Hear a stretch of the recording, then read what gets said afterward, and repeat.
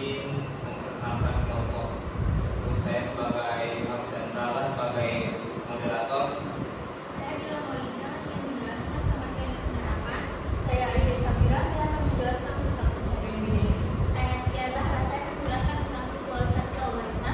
Saya Lelina Dramiro akan menjelaskan tentang step by step-nya. Saya Akla Livia akan menjelaskan codingan berupa program studi kasus. Saya Lelina Nazwa akan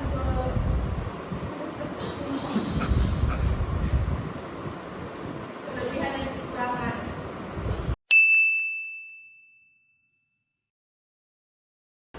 Nah, kalian tahu nggak binary search algoritma itu apa?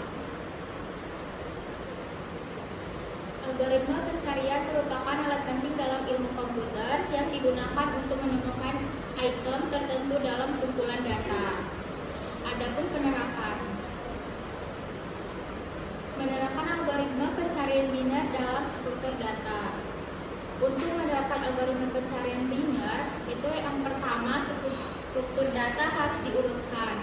Yang kedua, akses ke elemen manapun dari struktur data harus memerlukan waktu yang konstan. Adapun algoritma binary search dapat diimplementasikan dalam dua cara, yaitu algoritma binary search iteratif dan rekursif.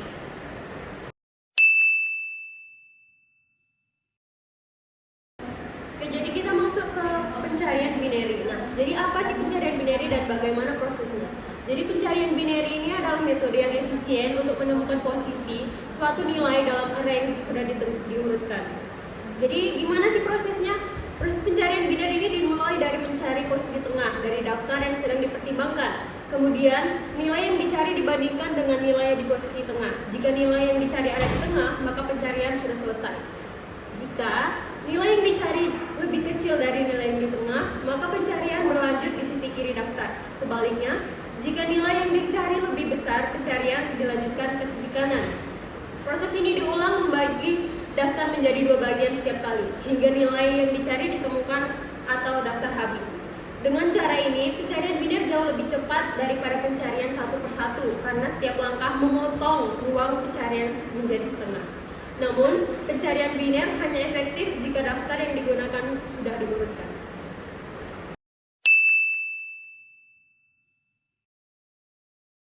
Jadi di sini saya akan menjelaskan secara singkat tentang visualisasi algoritma.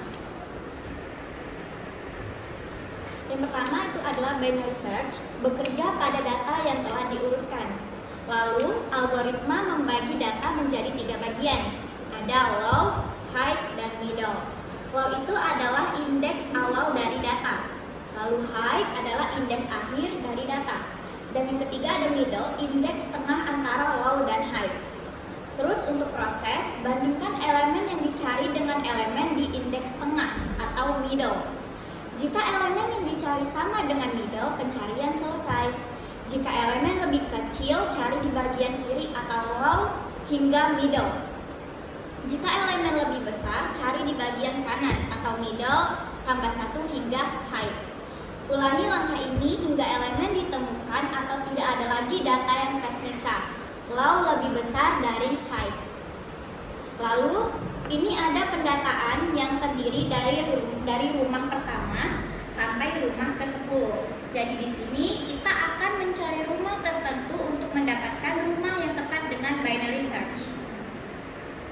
Jika mencari angka 7 dalam data 1, 2, 3, 4, 5, 6, 7, 8, 9, dan 10, middle 5, angka yang dicari lebih besar. Lalu pindah ke bagian kanan 6 sampai 10. Middle 8, nilai 8, angka yang dicari lebih kecil. Pindah ke bagian kiri 6 sampai 7. Lalu middle 7, nilai 7 ditemukan. Prosesnya efisien karena memangkas jumlah data setiap langkah atau logaritmik.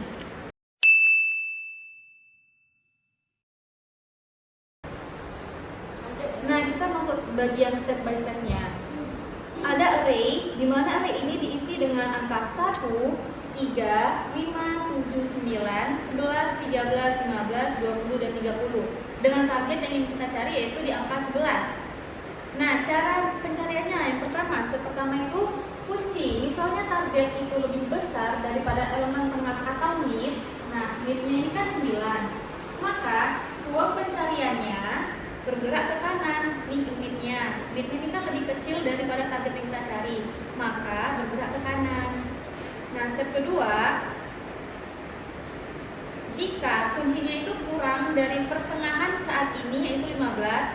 Jika nih midnya kita kan 15. Terus yang kita cari itu adalah 11. Berarti dia kan lebih kecil dari mid. Kita bergerak ke kiri. Sedangkan yang di sini kita abaikan atau tidak kita gunakan lagi. Nah, step ketiga, jika kuncinya cocok dengan nilai elemen tengah kita, elemen bakal ditemukan dan pencarian dihentikan. Nah, sekarang berarti target kita tuh berada di angka 11, indeks kelima dengan low-nya 5, mid-nya 5, dan height-nya itu adalah 9.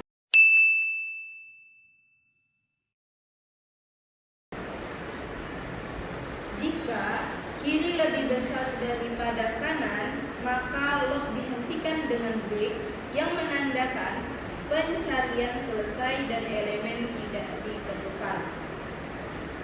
Mid sama dengan kiri ditambah kanan terus dibagi 2, menghitung indeks tengah mid dari bagian array yang sedang diperiksa.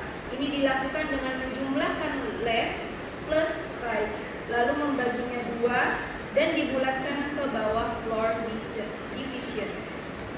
Lanjut, jika array mid sama dengan jalan, maka mengecek apakah elemen pada indeks tengah array mid sama dengan elemen yang dicari pada jalan tersebut. Lalu kita masuk ke return mid. Jika elemen yang dicari ditemukan pada posisi mid, maka mengembalikan indeks mid. Lanjut, jika elemen pada indeks tengah lebih kecil dari elemen yang dicari, maka pencarian dilanjutkan pada bagian array di sebelah kanan. Oleh karena itu, indeks left akan dipindahkan ke mid plus 1. Di luar daripada itu, jika kondisi sebelumnya tidak terpenuhi, berarti elemen pada indeks tengah lebih besar dari yang dicari. Menyesuaikan data atas untuk memeriksa bagian array sebelum elemen tengah. Lalu return, jika setelah seluruh proses pencarian elemen yang dicari tidak ditemukan, maka mengembalikan -1 untuk menandakan bahwa elemen tidak dalam array. Lalu lanjut, di ruko ini kita menjumpai sebuah data yaitu 1, 3, 5, 7, 9, 11, 13, 15, 20, dan 30. Kita ingin mencari jalan menuju ruko dengan inisialisasinya 2.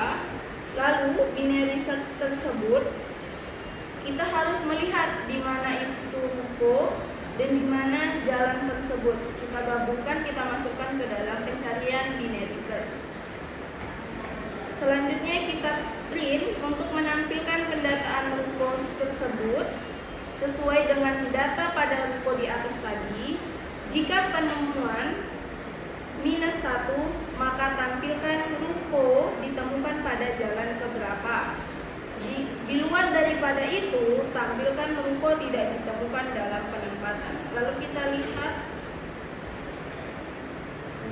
studi kasus pencarian jalan ke ruko, pendataan ruko, dan benar ruko kedua tidak ditemukan dalam penempatan. Baik, itu saja untuk pencarian studi kasus mencari jalan ke ruko dalam binary search.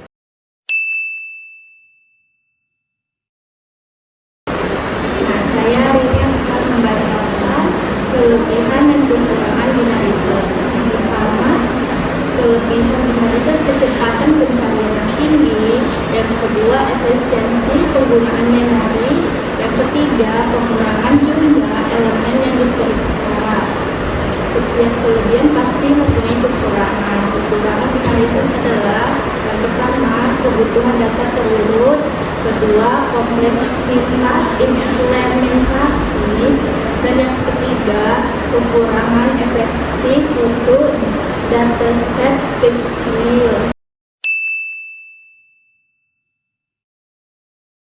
Nah, kesimpulan dari binary search algoritma ini merupakan pencarian yang sangat efektif untuk menemukan elemen dalam struktur data yang telah berurut. Pertama, binary search menawarkan kecepatan pencarian yang luar biasa dengan kompleksitas waktu. Yang kedua, meskipun memiliki banyak kelebihan, binary search juga memiliki beberapa kekurangan.